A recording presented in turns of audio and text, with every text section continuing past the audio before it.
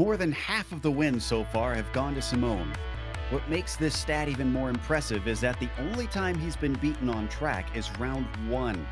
And while our championship leader will have his 2 no-shows at Le Mans and Imola gobbled up by the drop weeks, it certainly provides pressure to perform well in the remaining rounds. Fittingly, there's no place more punishing of small mistakes than the Nordschleife. Will Tomas be able to keep up his streak? We'll find out soon as we get ready to watch round 8 of the Lotus 79 Sunday Grand Prix Series. And you'll see it all live here on the Global SimRacing Channel. Hi, I'm Joe Peak, and with me in the booth is Ossian Puhaka. Behind the scenes is our director, Sean Crackers Ambrose, and he's using cameras provided by Dougie Beard. The Nürburgring's North Course is often heralded as the most challenging road circuit in the world. To illustrate why, let's head down to our track guide.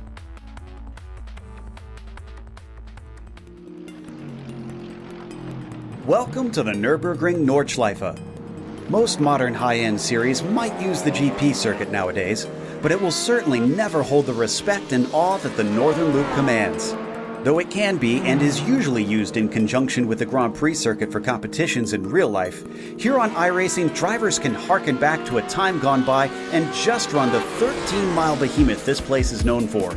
Nicknamed the Green Hell by 3-time F1 world champion Sir Jackie Stewart, it is often regarded as the greatest test of a driver anywhere on the planet.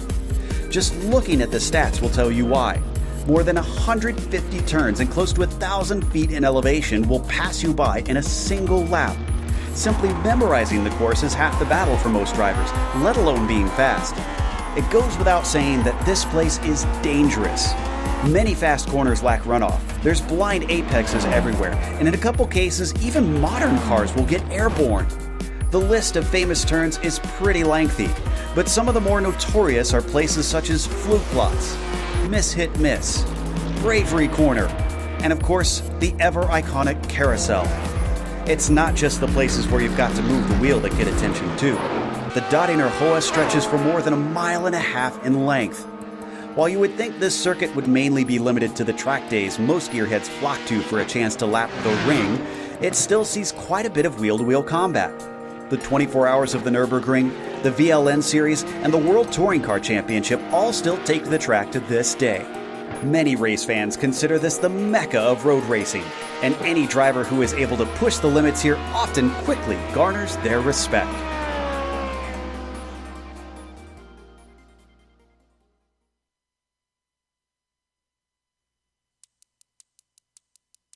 You see just a small portion of this long track, which, in fitting Finnish humor, Ozzy has told me that he does not know very well. And to quote a polite version of a famous commentator, I say that's bull. Yes, indeed. And well, you gotta grab the bull by the horns, and that's what you got to do here when you are at what Jackie Stewart so famously said, the green, not a nice place. 154 corners, 20.8 kilometers, 13 miles.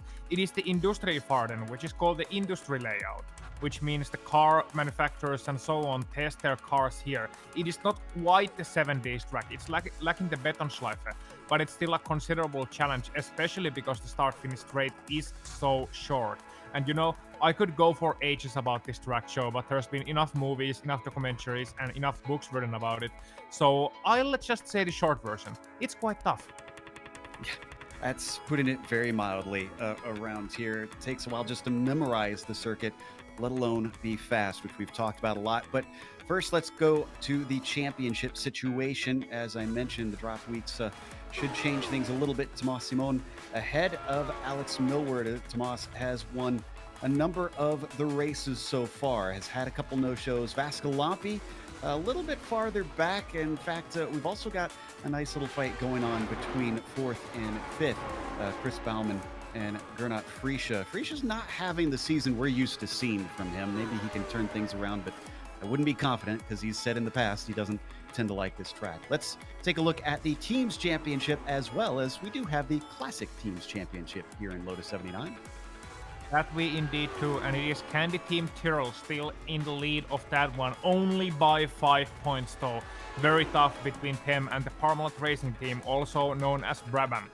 Then it's the Warsteiner Arrows racing team running out your top 3 with Team Essex Lotus Ford and Albilat Williams Racing in the top 5 still. So a lot of battles between those guys, and we'll see some of those battles come to fore right here at Nürburgring. And before you go to race details, Joe, just one more clarification. We don't have Gernot out here today.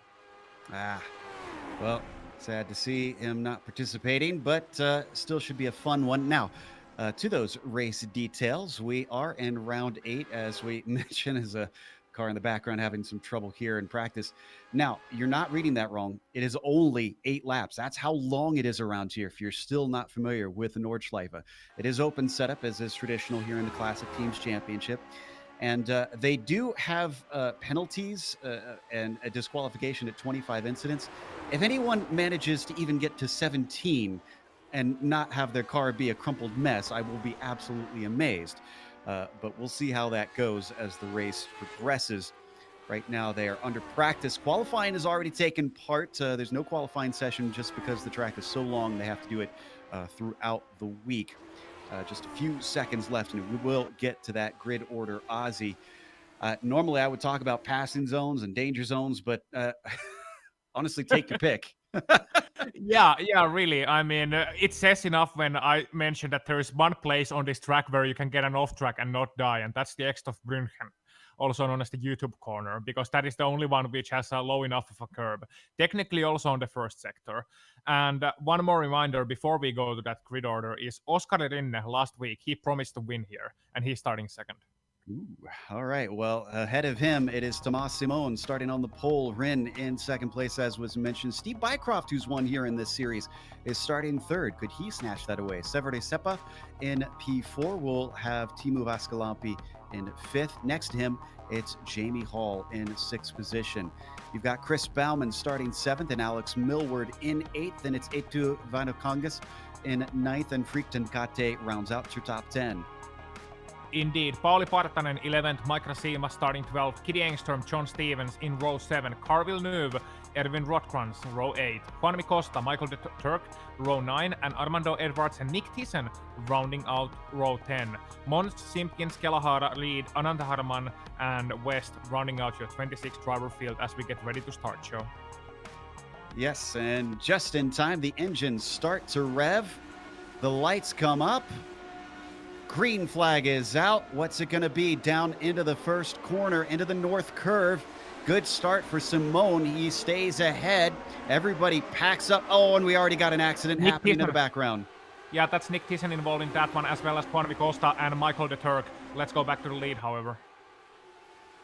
Oh, unfortunate start for the back of the pack. So far, so good for the rest. They are certainly not out of the danger zone. Pretty much this whole first lap, driver is going to have to be careful around one another as there is not much room to try to go side by side. So far, so good, as we got a little bit of a breakaway up at the top. That is Simone Rin. Both our first two starting to climb away from Seppa.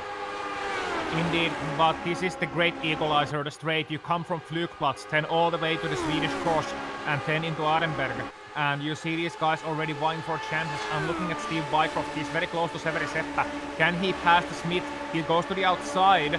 This is going to be very difficult, but he has the inside into Arenberg. If he pulls it off, bit of a slide, but Steve Bycroft absolutely committed with his cold tires. Leader spins. We have the leader spinning. Tamas Shimon. He spun into Arenberg, and he's going to lose a lot of places. The whole pack is going to pass him here. He can't move. He has no place to go, has to sit and wait patiently. And now you can finally see him getting a gap to get going. A rare mistake from Simone. Let's see how it happens. Yeah, indeed. And he's coming through Swedish cross here. And watch him as he comes to the brakes. There's a bit of a bump as the tarmac changes. And that's where he's going to lose it. He just braked a little bit too late, went down the gears. Revs went too high. He locked up the rear axle, and that's all she wrote. Wow. Rin pointed the baseball bat out to the right field and said that way. And now he is swinging for the fences, and he's got a good gap. So Steve Bycroft gets promoted to second. Seppa winds up in third after that incident. Simone returns in 22nd place from his spin. Yeah, indeed, and he's gonna have a whole mountain to climb. And I've been there, Joe. I've been spinning out in the first lap of a Nordschleife race, and I tell you, he's gonna have to be so patient once he comes back to the pack, because there's gonna be so many slow guys ahead of him. He had to wait Vimal, and he's 5 seconds from the closest guy roughly, and then he's gonna run into the pack. So, you know, he's gonna be there right at the end, but he's not gonna be near the leaders. He's gonna lose too much time, I think, as we are watching Bycroft, Seppa, and Jamie Hall as well. And this is when the pack is gonna separate, and this is where the race pace is really gonna come. Because what Steve Bycroft is now seeing ahead of him is the race win. But I must say, Oskar Rinne, what a flaming start. And you said something about baseball. Well, baseball, or a variation of it, is the national sport of Finland. Interesting. I'll have to learn about that more later, but now we're getting into one of the long, flat-out sections here, climbing up through Kesselchen towards Bravery Corner. You can see a few of the cars close together, but the leaders seem to be spreading out. First battle we've got is between Hall and Vaskalapi. Vaskalapi is gaining pretty quickly, but I don't know if he's going to be able to get side by side. In fact, he has to back out. Oh, but Jamie Hall went very wide to Mutkurve, and he took a real chance there, because you don't have much of a runoff there. You don't have much of a runoff anywhere, but that's the kind of corner. Well, it's called Bravery Bend for a reason. And it's something you can take flat out in qualifying for him, but you're going to have to be a brave man to do it. So, you know, Teemu lifting off well in time to the draft. Jamie Hall going a little bit faster, and it almost beat him. And now on heavy fuel load through carousel, these cars are bottoming out a lot. And I'm not actually expecting a single undamaged skirt after taking the carousel on first lap. That's how rough it is, but you just have to take it on the optimal line. And these drivers are now getting ready to the sector, which really shows how good you are at this track. From carousel to carousel, from the carousel to mini carousel, and we're on board with Teemu, and let's see how he tackles it compared to the guys ahead of him, like Jamie Hall, like Severi Seppa. This is where I expect the fast guys to really make a difference. Is one of the highest portions of the course through this sector right now. Rinne is currently running away with things. He's got 2.1 seconds over Bycroft. Doesn't seem to be hassled here on the first lap. You can see the gap that he's already pulling with that bright yellow machine. The battle still is between Vaskalapi and Hall for fourth place. Hall is struggling a little bit. That car is sliding all over the place. Yeah, it is. And meanwhile, through the back, we actually have a close battle between Cara Villeneuve and John Stevens, cars number 15 and 21. They are very close. Stevens is actually harassing Villeneuve through this tight sector. They come through Flansgarten 1, and then this left-hander that we call Backman corner in Finland, the Johnny Backman, and then do the Stefan Bell of SS. And this is where it starts to open up. But this is one of the most difficult places on this track. The Schalvenswans, this Wallow's tail. You come right very fast, and then this left-hander. This is the most slippery corner on this track, I swear. It's cambered wrong, it's a little bit uphill, and these drivers make it through just fine, but it's one place where you try to push hard. You can often throw away your lap, especially a qualifying lap right at the end. For a driver that almost threw away his whole race is A2 in the number 16. He slid out of the mini carousel and somehow managed to keep out of the wall. He lost a few positions, but he is still going. Yeah, All right, we're on the Dotterner Hoa finally. Number 11 with a gap of about 2.4 seconds, well out of the draft of Bycroft at this point. That's probably, I think, the most critical part of this run here for Oscar. Yeah, as further back, Alex Milward and Chris Baumann are a little bit going at it.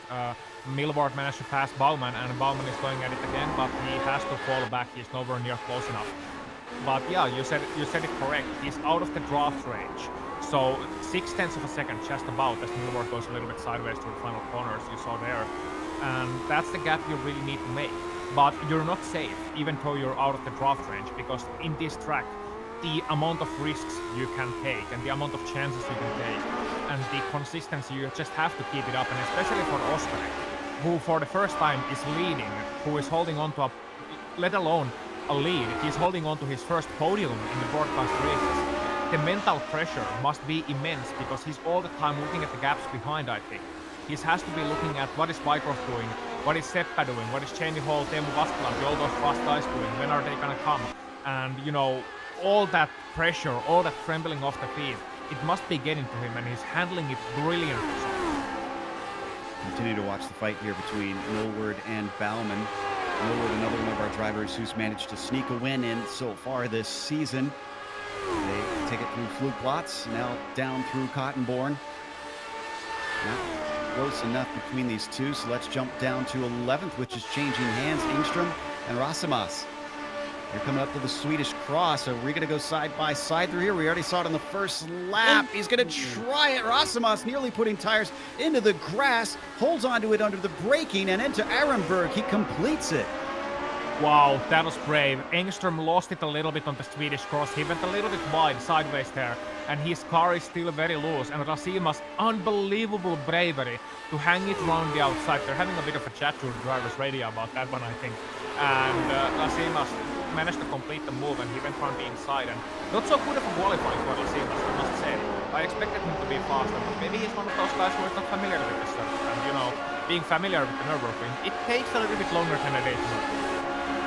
You know, incredibly, after that first lap, I think we've only had one car come into the pits at all, and that looks to be Rotkran's. I think it was severe damage because it looks like that car is in a bad shape. Otherwise, even though we had some mess in the first corner, everybody else is still running. In 8th position, Freak Tenkate has Partanen back behind him. Pauli giving chase as they weave their way down through Defense Valley. Guy who shares a surname almost with our camera guy, because Sparta is a bird. Nice. Well, Pauli is currently putting a lot of pressure on Tenkate. This is just inside the top 10. Through X-Mula. Ooh, and a big slide there for the Finn. Number 22 having to catch the car as they come up to Lauda Links. And further back, there's an interesting battle here as well. Okay, it may be for 18 between Timothy Reed, but there's Nick Thiessen and Tamas Shimon further back on that back as well, which might get interesting because both Nick Thiessen and Tamas Shimon are mighty fast guys. And you can see them here, and you can really see how fast Tamas has been catching up to this back. He's got a bit of front wing damage, but nothing substantial. And these are the first positions. This is the first traffic jams he has to go through. And this is now his chance, running up the hill. And it's gonna be Thiessen going side by side with Timothy, so Tamas is having to wait, I think. Oh, but Timothy goes wide. Two wheels in the grass. Reed holds on to it, and Simone's gonna take a 2 for 1. He'll get both Reed and Thiessen, but they don't have the speed to stay up with Robert Simpkins.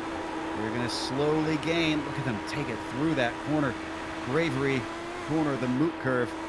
And as they finally break here, looks like he's going to run out of straightaway, and look at all the cars up ahead as well. That is just a traffic jam. Yeah, and if we stay with this, I think Tamas might be inclined to take a chances further ahead.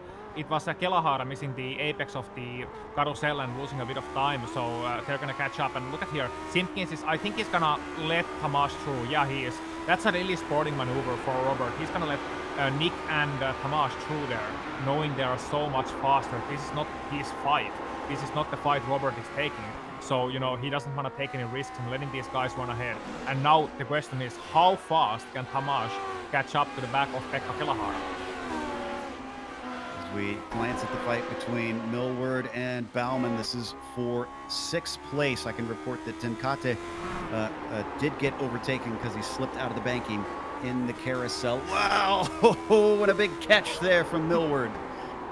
Yeah, and they're coming to ice curve now, the ice corner, and then further back, you know, this is smoothened out, because back in the olden days, I'm talking 1967 and so on, there used to be a much steeper corner there. Drivers of Grand Prix legends may remember that one. It used to be a bit different after ice curve. There was a sharp left, and then right up very wide, doesn't hit the wall, but was very close, and yeah, it's back bank corner hitting again. That's a very, very difficult place, because you don't know where to turn, and if you turn in too early, you're gonna hit the curb, and if you turn in too late, you're gonna miss the corner, which you cannot see. So it's one of those places where you can take it flat out, only if you're brave. Even though it looks like a nothing corner, it's anything but. Millward getting a tank slapper and catching it. Oh, and off the banking goes Baumann, and lose a lot of time. Partanen now closing up behind him, looking for another position now that he's disposed of Freak. And he's going to get a good chance as they come up to the Dottinger. If he gets the exit, the slipstream should make it easy. Pauli Partanen is going to be Pauli dangerously here soon if he joins this battle here. So let's see how well he can book this. He's catching a little bit maybe, but he's not quite close enough because he wasn't fast enough through Galgenkopf, which is the final corner before Doppinger Höhe. And meanwhile, further up front, it's Teemu and Jamie, and Teemu has passed Jamie Hall. Jamie Hall is gonna look to the outside, but he's too late. Yeah, Teemu closes the door and rightfully so. So Jamie Hall has to wait for another opportunity a little bit later. They both now blow it up as they get to Tiergarten. Through the final turn to complete yet another lap. Steve Bycroft setting the fastest so far. That might change as we still have a number of cars ready to come across the line. Hall continuing to make sure to keep Teemu honest. They're starting to lose touch, though. They're about 2.7 seconds behind our final podium sitter. That's Seppa, who's kind of on an island of his own currently. Yeah, indeed. Yeah, and Severi Seppa third place. And meanwhile, we're looking further back between these guys, and you can see it. Yeah, it's about Bumpy and Paul, and then we're gonna jump to the battle for P9. We got Frichtenkate, we got Eetu Vainiokangas, and we got Michael Siimas as well there, and Kiri Engström catching them up. So I think Frick is having a bit of problem with race pace once again. He did a 6:19.2 last time by. Jamie Hall is doing 6:15s, and those guys are still like 3 seconds of Oscar Rinnes pace, who is doing 6:11s, which is insane at this point of the race. So, you know, there might be some battles brewing if Frick can't get a move on soon, because he was second slower than Eetu, second slower than Mike, and Kiri is kind of hanging back there. And don't forget, they are not too far ahead of Simone, who's currently trying to overtake Mons back in 15th position. So these drivers are going to be joined by some very quick ones as a big bobble there from Stevens that we were watching. Now we hop over to Tomas. It's a good run out of Ehrenberg. Yeah, he's going to have to be a brain man, 2 wheels. Oh, no. That's it. That's all she wrote, and I think he disconnected immediately. Yeah, he pressed the disconnect button, which was the, I think the right choice here, to be honest, even though it's not very realistic, because he was going to jump back on track, he was going to bounce back on track there, and he was going to get right in the way of Pekka Kelahara and Nick and so on. Yeah, interesting. Usually we attribute that to rage quit, but I'm with you. I think he just realized the responsible thing to do was to get out of there before it became a danger. So this is our leader, Oscar in the number 11, and this Grouch is certainly going to be pretty happy if he can hold on to this and take his first win, first podium of the season at one of the most difficult tracks on the schedule. And as a Finn, it warms my heart to see 2 Finns on the podium here. Our traditions at the Nürburgring are certainly well carried by the new generation. Oscar Rinne, he's a rookie in this series this year, mind you, and has he ever come to form this year? Wow. Steve Bycroft trying to catch up to him, but no chance. Steve has lost so much time, and Severi Seppa is right there by his lonesome. And we even got Teemu in 4th place, so Teemu's gonna be wondering, I'm suddenly 3rd fastest Finn in this series. And just had a pass for 13th. Stevens took advantage of a mistake from Carl Villeneuve. Let's take a look at the replay on this one. Carl catching the car before it slides off into the barrier. This is where it happens. Carl's in the red machine, appropriate for Villeneuve to be in a Ferrari. Ooh, up on the curb. It's so easy to do there. That's the kind of corner where you kind of come too fast, come too slow first couple of times, then you're gonna check it, and you're gonna be like, oh, you know, you can't go it much faster, because there's 2 similar corners, tight lefts with a bridge over them. But that's the second one of them. That's the one before X-Mühle. I can't remember the name. Nordschleife is the first one, I think.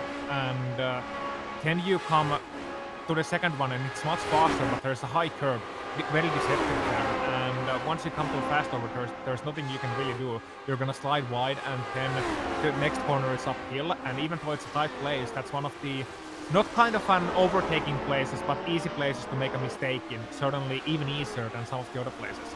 And we are going to 10th place then. Had a little bit of a battle starting to happen between Eetu and Rasimus. Number 8 followed him through the carousel, but they climb up to the highest point on the track. It is Bridechild, I believe. I may have said that wrong. Spoiler, I do have a cheat sheet next to me, but most of them are memorized for me. Now that one, I always forget it as well, that second bridge corner that they have. Now, however, through Vipperman, Seesaw Man, as it translates to. Honestly, that to me is one of the toughest corners on this track. I I don't think so. You know, it's such a flowing place that it kind of comes naturally after you've done it about 100 times. So, you know, Chris Baumann, by the way, getting very close to the back of Alex Milward, I should mention. Milward is really struggling through this late sector. He's overcooked his rears. And once you overcook your rear tires at this sector of the track, it's gonna be so difficult because it's all fast corners. It's so fast, and you can see Milward once again, he doesn't have the grip on the braking. He's kind of sliding all over the place. Look at him, through backman corner there, and he's sideways once again. And bell of SS, Chris Baumann would have had a run, but you have no place to pass here. Let's see if he tries it to Schwalben's the Swallows then. I don't think, oh, he looks to the inside, but he doesn't have a place. He will, however, have an excellent opportunity onto the long Dottinger Höhe. Don't need a replay of it, but Villeneuve lost many positions when he spun at the ice curve. So he fell well down the order. In the meantime, as we come up to Gallows Hill, Milward once again struggling to keep the car in a straight line. Here comes Partanen as well. Can't quite see it in the mirrors, maybe little flashes here and there as we finally hop off board. And they're coming down the Dottinger Höhe. This is certainly going to be good enough for Baumann, but is it going to be good enough for Partanen?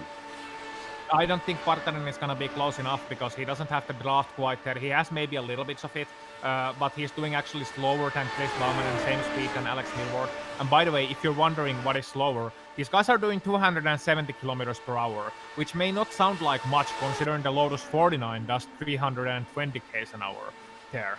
But the thing is, these cars have so much downforce that it's still gonna feel fast. It's so bumpy there, and the cornering speeds are just outlandish. But I think Baumann is a little bit stuck now behind Alex, and he's gonna get Pauli here into the back of them as well. Alex Milward 316.0, Baumann 315.1, Pauli 315.2, Frichten Kade. 615, yeah, not 315, of course. And Frichten Kade 615 flat as well. So all of these guys are catching up now. And Baumann's starting to look left and right. He's getting a little bit desperate here, seeing the Finn rock up in his mirrors.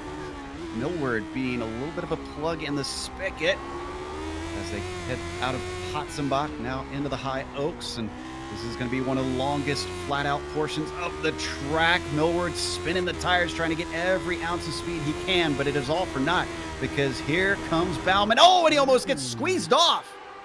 Wow, I think there was some miscommunication between the two drivers there because Alex was taking a normal line thinking, oh, there's no way Chris is coming to the outside in Flugplatz. Chris was looking into it and there was a gap in fairness, and Chris had to brake at the last moment, and that actually ruined his run down here as well because he was going to have a great run, but he caught him up too early, which is something that usually happens at Eau Rouge. You catch someone up too early, you have to lift off, otherwise you run into them.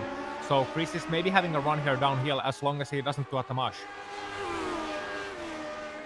This is where it weaves back and forth through compression, though. I'd be very wary of trying to go side by side here. He still shows his nose and decides better of it.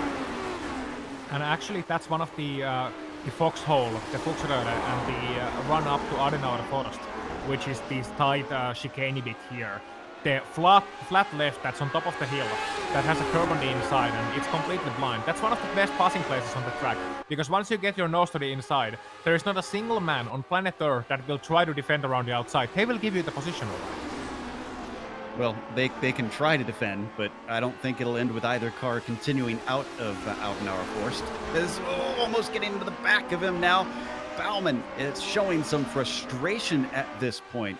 Through the Spiegel curve, and now in a miss, he's starting to fall back. He's got to climb back forward, and wow, he's hanging it out coming through that triple apexer. Yeah, and it was actually quite interesting to see Alex coming through that corner because Alex took it more like a hit-miss, which is, in fairness, in Lotus 79, it's a completely valid thing. I used to do the same.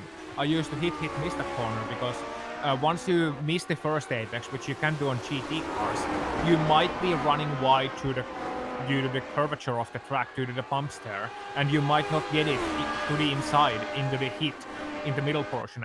And if you don't get it to the apex there, well, then you're gonna have a long journey to the wall and then to Narnia. I was gonna say, I think it's a short journey to that outside wall out there, but oh, here we go. This looks a lot better for Baumann. Climbing uphill. Let's see if they can get the communication right this time. Oh, he's still having trouble. Yeah, he's still having trouble, and I think it's at this point Chris just doesn't want to take too many risks. Oh, he goes to the inside here. Is he gonna pull it off? No, Alex is gonna brake later, but Alex is gonna outbrake himself, and he just avoids the wall. How did Alex Milward avoid the wall there? He was loose twice, and I'm sure he's gonna need some new underwear after that. And he locked the brakes as well to the next one. And Chris has the outside line into the carousel, and you can't do anything there. You can't really outbrake someone to the outside because you're gonna miss the curve there. You're gonna miss the camber. So he's gonna have to wait once again. But he's right in the tailpipes of Alex Milward there, and that was an unbelievable save by Milward.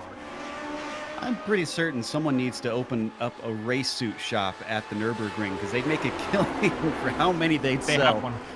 Oh, well, Milward's going to need a new one, so he needs to go visit as he continues to be pressured by Baumann. And they're being joined. Freaked and Kata, with all this fighting that they're having, has suddenly picked up the pace and is now running them down. Yeah, indeed. 10 Cats is really on a form here, and he's gonna need all those 10 lives here. 9 are not enough. He's gonna need all 10 at the Nürburgring. Chris Baumann still struggling to get through Alex Milward, who is really loose here once again, and that's happened so easily when you overcook the rear tires, and your setup is just a tiny bit loose. Just look at how much he's in trouble. And Chris Baumann doing his best Gilles Villeneuve impression there, sliding all over the curb as well, just trying to hold on to the back because, of course, he's struggling in the draft as well. And he's going to be frustrated now because he's lost all the touch to 5th place. Those places are gone. This is for 6th. Unless somebody makes a mistake up front, there's no way they can catch up anymore. But it's going to be an epic tussle. And, you know, you're kind of wishing that Pauli can catch them up just a little bit before the back straight so he can have an opportunity there. So here's the question for you then. Since Milward seems to have burned off his rears, we've seen Baumann start to slide a lot too. Is he doing the same thing? Is he going to be caught in the same trap?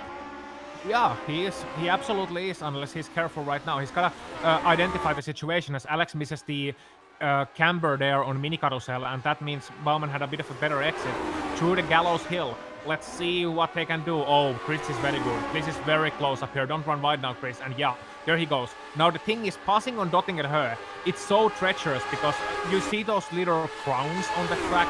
The car is going to bottom out there, so he's going to have to pick his timing just right, and here he goes. Is he going to stall out, though? He didn't get the longest of runs. And yeah, he's starting to lose a little bit of speed now that he's pushed himself out of the air. He went over the crown as well right at the end here. That's why he got stuck a little bit. I think we might have seen even some sparks flying off the car. He got stuck a little bit, and he's going to have to try it once again to the downhill here. He's going to look alongside, but there's not going to be space. And once again, he has to look back, and he has to just, you know, settle to cruise. And now I know it's difficult at this point, but Chris Baumann just needs to take a deep breath as much as he can here and realize that, okay, this is his battle now. He's not in a hurry. He's still got 4 laps. I wonder if he needs to try and elicit another of those mistakes and just go for it, keeping the throttle, and see if he can squeeze by before a wreck from Milward, if it comes to that. So we ride on board now with the UK&I driver, looking through the rear wing. Not many apexes that this green and white machine has been hitting lately, and yet he still retains this 6th place. Yeah, it seems almost as if he's taking the safe line, you know, around the middle of the track.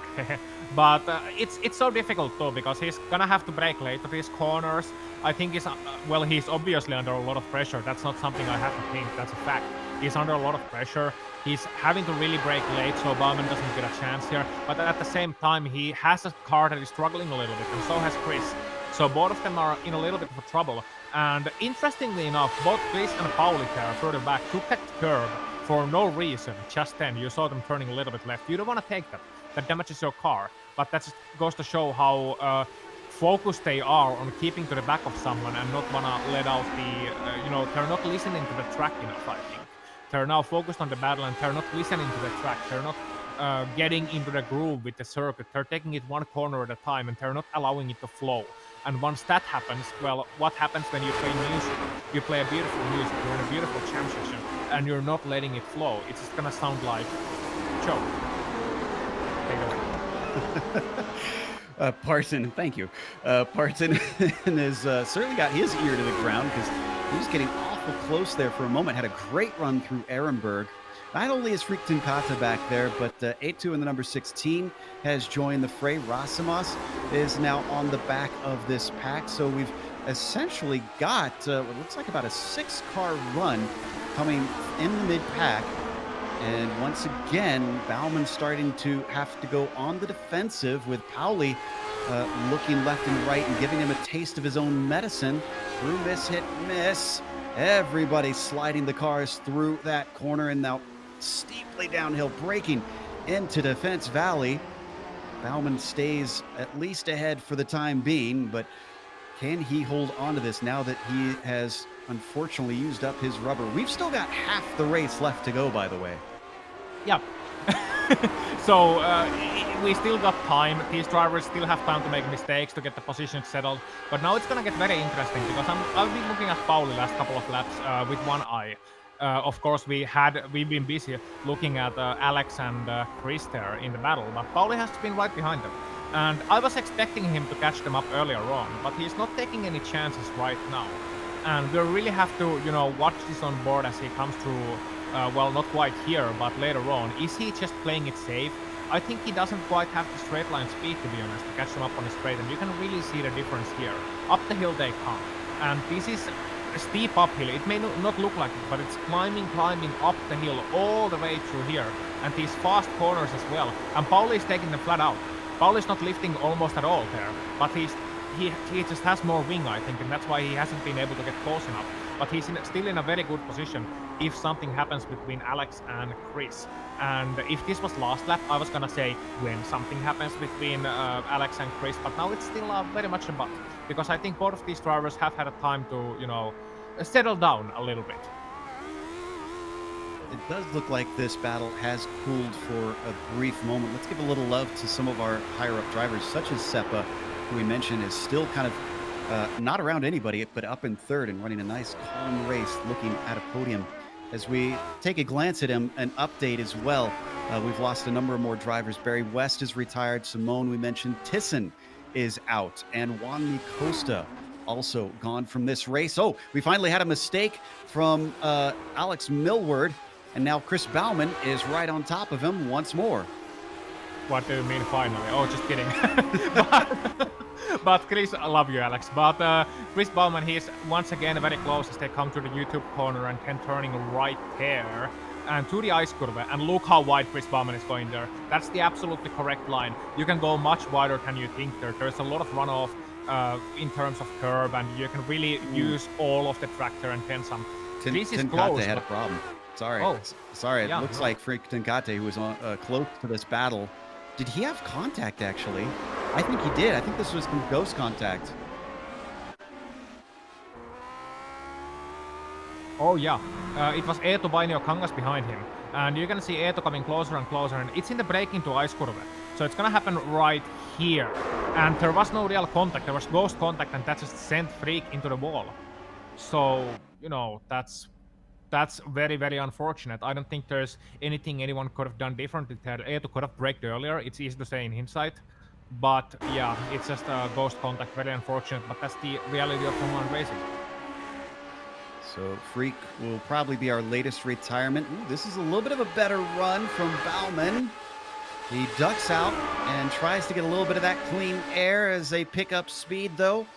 166 for Bauman versus 168 for Alex Millward, and that is the result, is that Bauman has to get right back in line once again.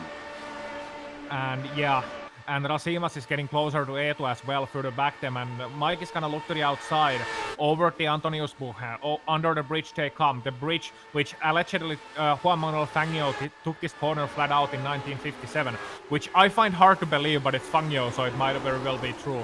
In that epic race he had, the one that went down the history books, Mike Rasimas not quite able to pass Eetu, however, so it's still very much a train, as Freak Tenkate has also retired from this race, sadly. That was expected after I hit that hard. Credit to one of our viewers, viewer after my own heart, with the pun. That's Andy P. Yeah, with a freak accident. I like that one. I'll have to retain that for later. Meanwhile, between Bauman and Millward, Less than a car length between them at times as we once again ride on the roll hoop of the number 10. We're just going to get to another one of these crucial exits out of the high oaks. And once again, he's too close. You know, he's too close. He's gonna have to, I think, lift a little bit here. Unless he takes it to the inside, but he's not close enough alongside. Alex still had to leave him space. Alex is going very wide, but Alex! Come on! You can't go over those curbs and keep getting away with it. Once again, he was 1 millimeter from a disaster. Had that been 1 millimeter wider, he would have been on the grass and he would have been down and out for the count. And that would have been it. But he just managed to keep it on track once again. Chris is very aggressive on the braking, and he's gonna go to the wall. Chris Baumann with just the smallest of mistakes, like we mentioned in the intro. Dips a wheel in the grass. Watch this, under braking. He thought he could get in there. Oh, and then it was gone. He had to take a tow. His race either is going to be severely compromised or he is done. So this promotes Partanen up to 7th. Vainio Kongas up to 8th, and Rosimus to 9th. Engstrom finally cracks into the top 10 as well. Yeah, so all of these guys are now getting back into the mix, and now that Chris doesn't have the chance, I'm looking for some more aggression from Pauli Partanen. You know, he's been playing it patient so far, he's been playing it steady, but he just hasn't quite shown the pace last couple of laps. But look at him now that he's behind Alex. He's catching up again, but he's losing a lot of time in that last sector, or those last 3 sectors, because it's so long, from carousel to carousel, and he's never been able to get a run onto the Döttinger Höhe straight. So that's why he hasn't quite been in the picture, but he's now applying a lot of pressure to Alex. So Alex is, you know, well, he has experience battling Finns, and he has 2 in his rearview mirror now. He got rid of Baumann, sure, but he still has more takers. And he's you know, under constant pressure, and he must be like, you know, what do I have to do to run away from these guys? Because it's Pauli, and if they start to battle, it's going to be Eetu right in the mix as well, and Michael Seamus too. Alex, I mean, frankly, did a really good job with Baumann, keeping him kind of tucked away. So can he keep also Pauli in his pocket this rest of the race? 3 laps to go, which doesn't sound like much, but he's got a long ways to try and defend on these 2 Finns. So they once again come to one of the longest stretches heading uphill through Kesselchen, through the Moot Curve. He's closing a little bit. He's about 6/10 behind. This will start to give him a run. 22 starts to see him get closer in his windscreen. A little bit of a lift there that I could hear them doing. Yeah, they're gonna have to lift off a little bit here. Not quite flat out yet, and you can take it flat out later on in the race, but it's gonna feel hairy because your tires are a little bit worn, and you have that light fuel and all the wear and tear from a race here as well. So it's gonna be hairy, but it can be done, certainly. And here we see once again, and it would be interesting to see where Pauli is losing this time, because he's right on his back here. You can see it here. But the gap is usually 1 to 1.5 seconds once they come across the start-finish line. So where is he losing time? My answer would be a little bit everywhere. I don't think there's one place. I think he's just, you know, not quite committed enough. He's not committed to the rhythm. He's not quite early enough on the throttle. Yeah, you can see it there. He left a lot of gap to the left-hand side. You want to be right 3/4 to the left there to the exit. And once again, he's missing a couple of the apexes. So he's not quite feeling natural enough, is Pauli, through this corner just yet. He's doing well, and he has Alex to follow, which is helping him along because he can see the line. But he's not quite able to capitalize on the lack of pace that Alex is having due to those worn rear tires. Interesting to note as well that both of them had their fastest lap so far. Last lap. Oh, can he hold it? Wow! 2 foot. Woo! Alex Millward once again showing how to hold on to it, and Mike Rosimus unfortunately failing at that test as he seems to have lost it in the ice curve comparatively to these drivers. I was going to say Millward last lap at a 6:13.7, and Partanen with a 6:14.6, much slower, and he's going to lose a spot here because here comes Vainio Kongas. Thinks about it in the swallowtail, then thinks better of it. Yeah, I think he was thinking that Pauli is gonna give it easy here. but he wasn't. So he let it go, and that's the right decision because the next corner around the outside, yeah, that's not gonna happen. And why would you try it? Because that's you got the long draft straight here. It's right here. No point taking risk with the swallow's tail when the guy can get it back right here. And Eetu is following these two guys. He's gonna have to be careful because, as I said, these cars bottom out easily over the crown here. But Eetu is much faster than Pauli right now. Oh, he's catching them up so much.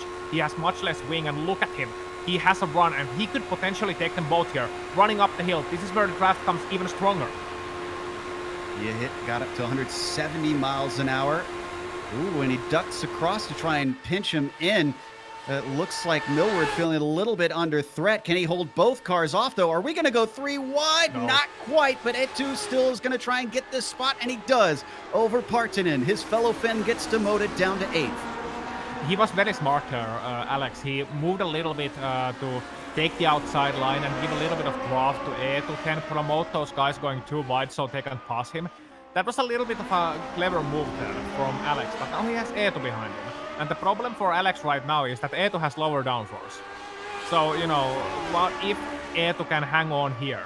Then he's gonna have chance coming down the hill from Flygplats into Swedish Cross. But he's gonna have to be fast on this first sector now, and he's gonna have to be consistent. And don't hit any of the curves here. Not this one either, and don't go too wide there. That's an excellent line. And then a good exit to the left side. Here we go. You're gonna have to take it. Alex went a little bit wide on the first apex, and here we go. I think he's just in the draft range, but it's very, very, very close. Is it gonna be enough? We'll see that in the next 20 seconds or so. The Flygplats now heading through Cottonborn.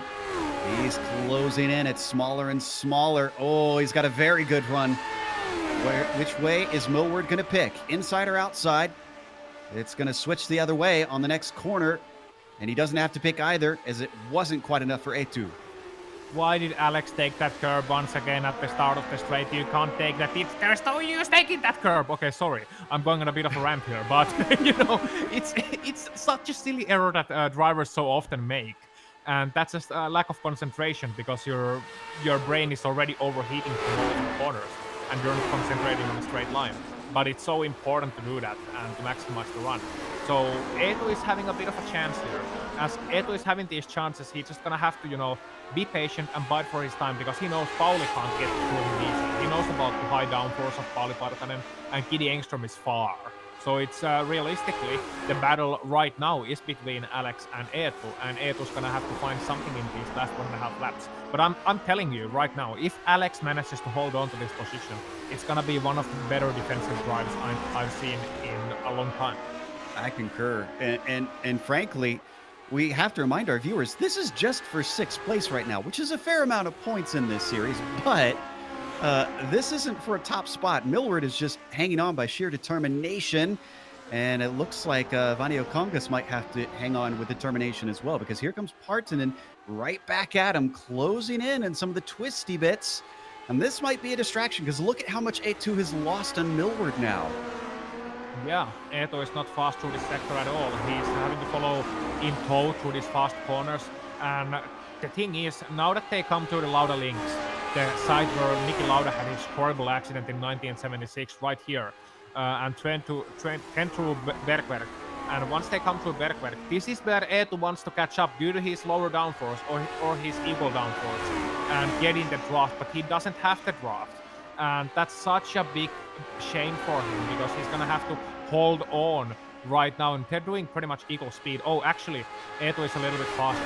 Never mind that. He's a lot faster than Alex right now, about 5 km an hour, so that just confirms the much lower wing and maybe higher ride height as well, because that has a significant effect on the top speed of these cars. Hoped to close in, but he was way too far back to attempt anything, at least on this run up. So we're going to get the white flag soon. Oscar is got about 1.5 minutes left on this lap, I think. The drivers come around to complete this incredibly grueling race, hopefully pretty soon. Millward leads them through the carousel. Vanio Congas following in suit. He was close for a while. He seems to be struggling a little bit now.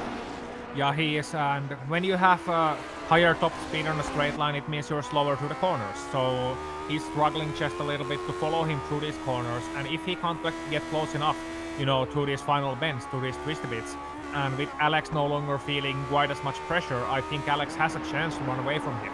Absolutely, he has a chance, but he has to hold it together, and he can't do the Alex Milberg thing of pushing a little bit too hard, or the Teemu Vaskalampi thing for that matter. And as these guys battle, I must mention, Alex's last lap, 6:16, 6 minutes, 16 seconds, 0.0. Eetu, 6:13.8, which seems to be just about the pace these guys are doing. In comparison, Teemu and Jamie ahead of them, 6:12s for both, Teemu 12.3, Jamie 12.5. Our three leaders, 6:09.6 for Oskari Rinne, 6:09.8 for Steve Bycroft, 6:09.8 for Severi Seppä. That just goes to show you how blindingly, how nerve-numbingly, how ridiculously fast the leading trio is doing. They might be all by their lonesome, but there's a reason they are all by their lonesome.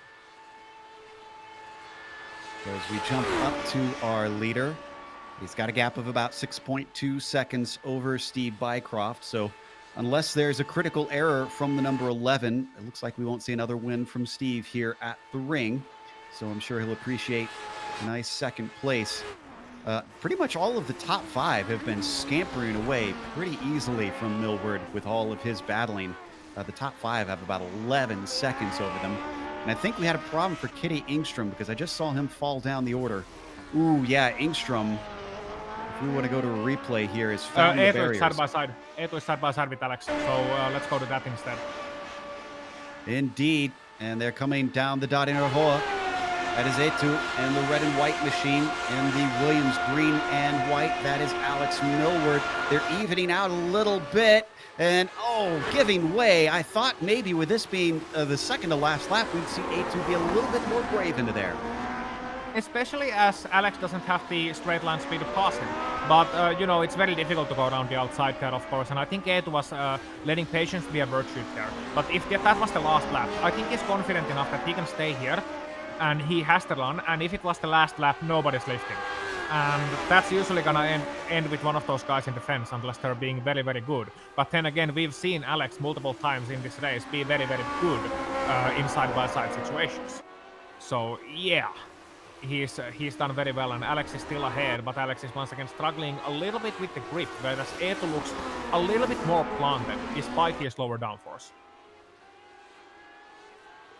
All right, here we go again. They're out of High Oaks. Millward's going to have Eetu starting to approach him over Fluke Plots. Ooh, this is looking a lot better for Eetu, honestly. He could finally snatch this 6th place up. What are we going to see from Millward?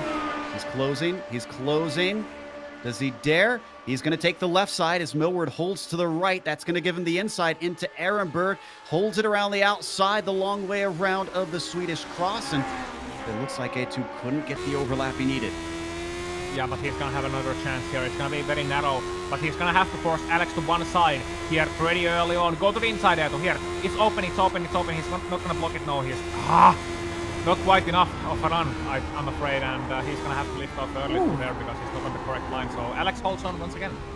Eetu almost lost the car coming into Audenauer Force there as he had a big slide, so he's got to regain that ground once again. Wonder what Partanen's thinking watching all of this too.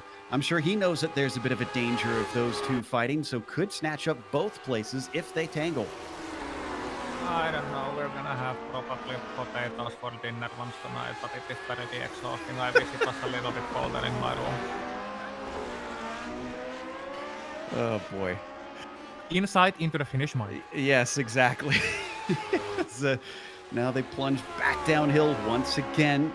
Lots of elevation being dropped as they head to some of the lowest portions of the track, and you can see the cars from these camera angles, just how much they are skittering around on this track. We haven't mentioned, it is a very, very hot track today, so that might be partly why we're seeing so many slides. Yeah, 45 degrees Celsius, track temp 113 degrees Fahrenheit, as you can see on your screen. 25 degrees air temp, 78 degrees Fahrenheit, that one. So, you know, pretty hot. And if these guys have setups made for colder temps, then they are rightfully so in a bit of trouble because they're going to have a little bit lower wing for the colder weather, maybe different tire pressures even, going to look into different things. But usually you just adjust your wings a little bit for different weathers. Maybe for cold weather, like really cold, you want to go one click up on the tire pressures just to make the start easier, as Eetu has a run here once again. And to the outside, into Mutkurve. I did this 2 years ago. Don't you dare! Oh! Almost contact and almost loses it a second time. Alex Millward trying to carry the speed to come back at him, but he can't find a way around. Manio Congas was tired of that conga line, and he's finally reached the front of it. Millward still holds on. I don't think this fight is quite over, but it's going to take something brave for him to get back into sixth. Well, Alex Millward, he is a brave man. He has 2 feet on pedals and 3 legs in the cockpit in this race. And Alex Millward, he's right in the toe. And he's going to have to find something really special to pull it off here in the last sector. Because on the straight, I don't think he has a chance. His chance comes through these corners. He has to be faster, and he's going to have to find one place. I'm thinking ice curve. That's his best chance. Yeah, but we've seen a lot of mistakes from Millward through the ice curve. He's caught them, mind you. It's just, I don't know if I'm confident about him getting the best run down through Vipperman. All right, can he position himself? He's holding on. He's keeping it within 0.2 of a second. Not like that. He's not going to. He's off track. He catches it for the umpteenth time. And Alex Millward, unfortunately, though, he lives to fight another day. Oh boy, that car is all out of sorts now. He is losing just hand over fist. That car needs a smoke after the race. Oh my goodness. Look at it slide around. It is just all sorts of sideways. Yeah, it's being absolutely manhandled here. And I think Eetu's gonna take it now. I don't think Alex is close enough, and I don't think Paul is close enough either. So let's give a shout out and some screen time show to our man who came here and said what he would do. Last week, he called it out and he pulled it off. The ball has been hit with a crack. It is climbing in the air at this point. It is heading towards the fences, and he can just trot around those bases easily. Because this is number 11. He may have inherited the lead, but I tell you what, he made good use of it. It is an 8-second gap. Nobody could touch him once he was out front. So Oskari Rinne is going to take the victory here at the Nürburgring. What a victory he has got to be proud of. That's something you have to be proud of. Unbelievable performance. Kept his cool when the likes of Tamás Simon, they crashed out. You saw so many people making mistakes, and he was just untouchable today. He didn't let his lead, once he got it, be challenged at any times throughout this race. And it was excellent the way he kept his cool. An absolute pro drive. And I'll tell you right now, once the champagne bottle has been opened and it has been uncorked, it's gonna pour out. We're gonna hear so much more from Oskari, because the confidence boost he's gonna have from this one, it's gonna be immense, and rightfully so. How about Eetu earning this 6th place over Alex Millward? And Millward giving a congratulation. He appreciated that drive just as well. Parton in 8th, Stevens in 9th, I believe, as my timing and scoring is playing a few tricks on me here. So hopefully I'm getting this right. Seppa did get that 3rd place. We saw on screen him coming across, as we don't really have too many battles, I believe, here at the end. Unfortunately, Engstrom is going to be, I think, one of the last ones home. He had a big wreck here on the last lap. I think he's going to be followed by a few other drivers. Reed is behind him. Villeneuve, I see, is still on the lead lap. But Engstrom just having a miserable end to this one. I'm not sure Kitty Engstrom is driving a car quite like Colin Chapman intended it. I don't think it came like that off the drawing board. Oh, I was wrong. Is Reed Oh no. Oh, it bounced back on track. It's so easy to get stuck on the curb there. I've lost a race win on that corner, just with a 20-second lead a couple of years back, because it bounced over the wall. But, you know, it's one of those things that can happen. But he was able to hold on to 15th, so kudos to him. Giddy Engstrom. That was some real driving at the end. Everybody wants the pride of at least seeing the checkered flag. We will get a few more that are going to take that, but they're a long ways back. So we're going to let them finish up as we take a break here on the Global SimRacing Channel. We'll come back with the official results as well as driver interviews. Stick around because you'll see all the upcoming races here on GSRC.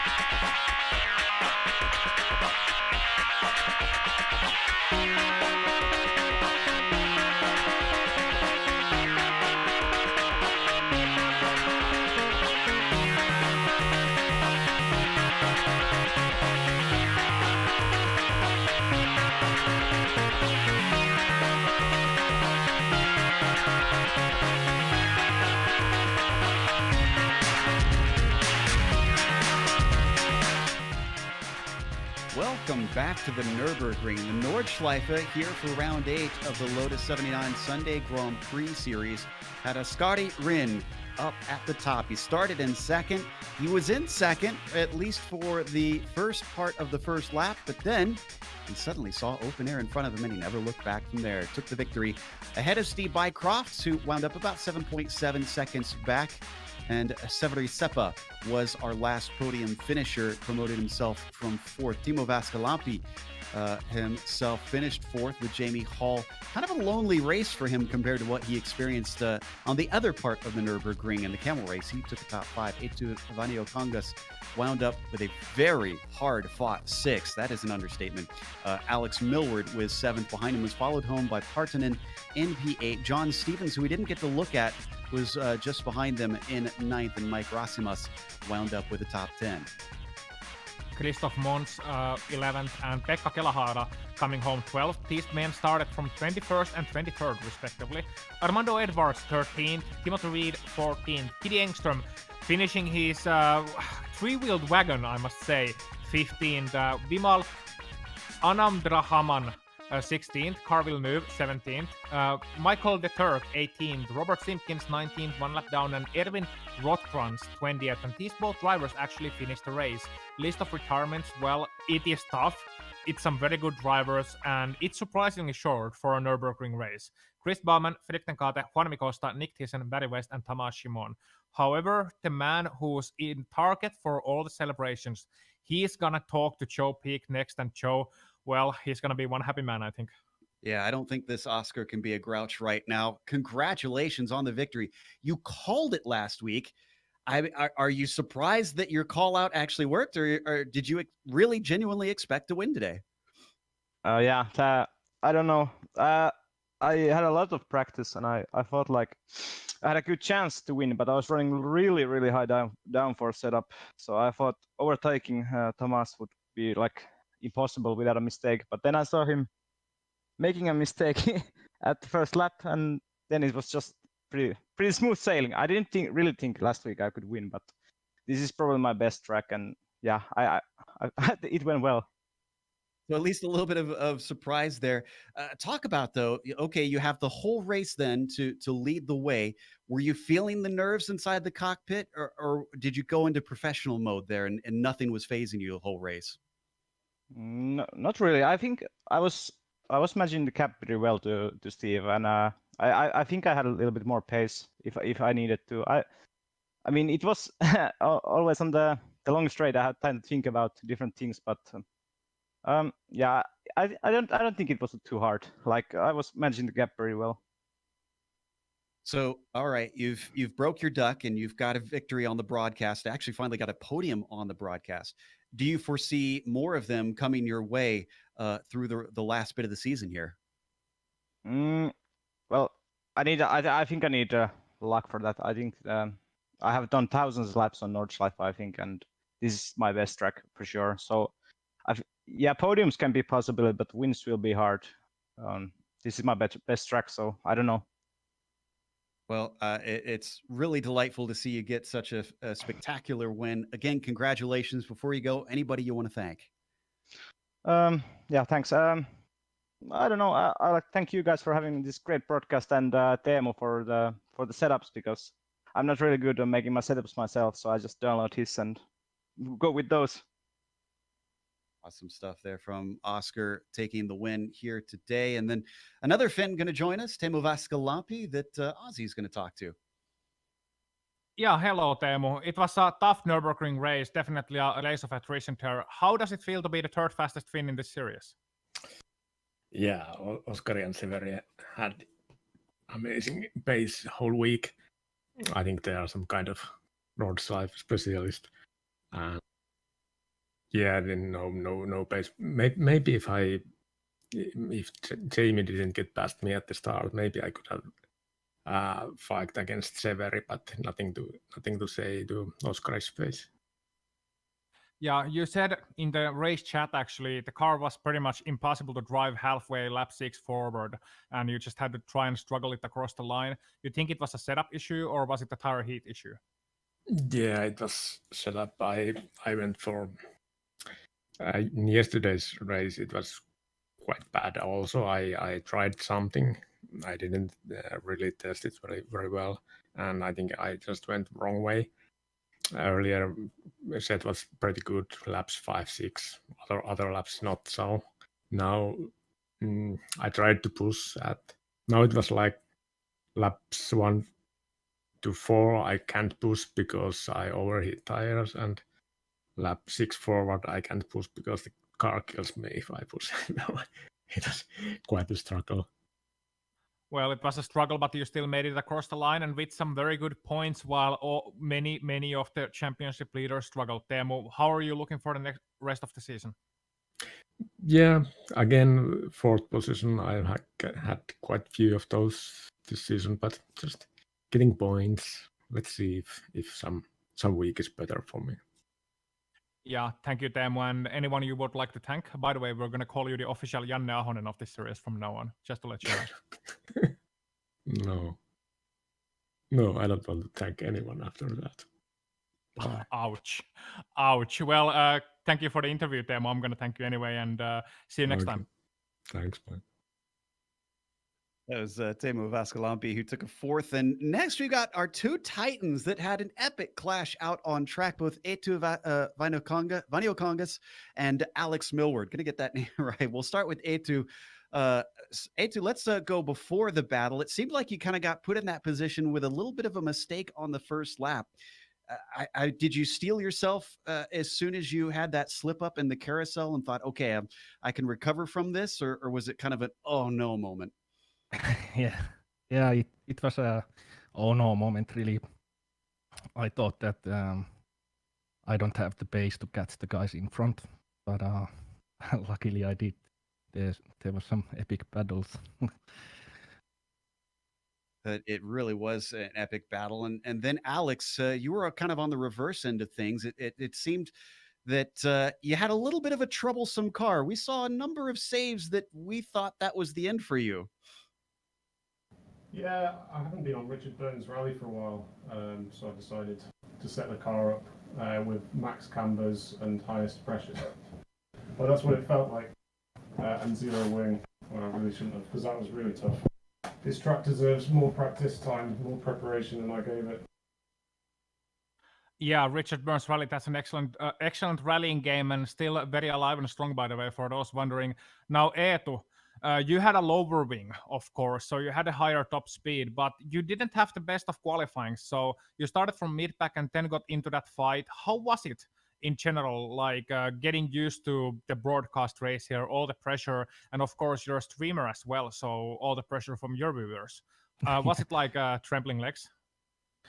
Yeah, it was a struggle because I didn't practice enough driving behind someone, so it was really understeery and hard to follow guys in front. But yeah, I had the top speed to overtake guys, even though Alex did run a quite low downforce setup too. I think it was a hard battle with him, but yeah.